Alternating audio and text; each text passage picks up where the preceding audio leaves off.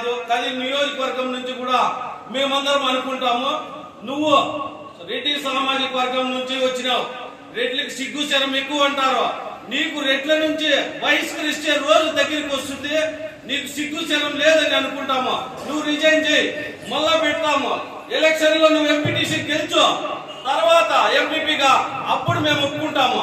నీకు సిగ్గు లజ్జ లేదని అందరము అనుకునే రోజు ఈ రోజు మాకు సాధికన్నా కానీ మా లీడర్లకు కానీ ఎవరికి కూడా దాంతో సంబంధం లేదు. మీరు దర్జాగా ఎవరన్నా కానీ తెలుగుదేశం పార్టీ గుర్తు మీద గెలిచింటే పిలుచుకొని మీరు ఓటు వేయించుకోండి.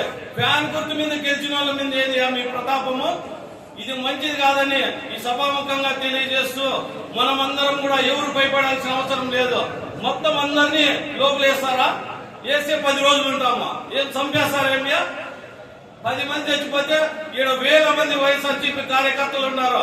ఇక్కడికి టౌన్ కౌన్సిలర్లు కూడా రానోళ్ళు కూడా దయచేసి ఇంక నుంచి టౌన్ లో ఉండే వాళ్ళు కూడా ముందరికి రండి.